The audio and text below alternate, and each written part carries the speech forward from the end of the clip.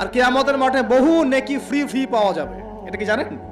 কিয়ামত অনেক নেকি বিনামূল্যে ফ্রি ফ্রি আসবে আমলনামায়। কেন আসবে বলি হাদিসটা।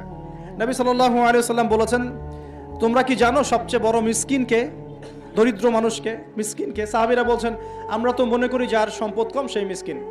নবীজি বলছেন, না, প্রকৃত মিসকিন সে ব্যক্তি নয়। প্রকৃত মিসকিন সে ব্যক্তি যে কিয়ামতের মাঠে উঠবে উহুদ পাহাড়ের সমান নেকি নিয়ে উঠবে। উহুদ পাহাড় দেখেছেন তো? বিশাল পাহাড়। উহুদ পাহাড়ের সমান নেকি নিয়ে উঠবে। নামাজের নেকি, যাকাতের নেকি, হজের নেকি, ওমরার নেকি, বিভিন্ন নেকি। কিন্তু দেখবে সামনে বহু মানুষ দাঁড়িয়ে আছে। কেন দাঁড়িয়ে আছে? কারো কাছ থেকে টাকা নিয়েছে, টাকা শোধ করে নাই, কাউকে গালি দিয়েছে, কাউকে অন্যায়ভাবে অপবাদ দিয়েছে, কাউকে আঘাত করেছে, কারো উপর জুলুম করেছে ইত্যাদি। বিভিন্ন রকম মানুষের সাথে জড়িত পাপ ছিল, ঠিক আছে? কারো গীবত করেছে, কাউকে তহমত দিয়েছে ইত্যাদি। এখন আল্লাহ পাক বলবেন,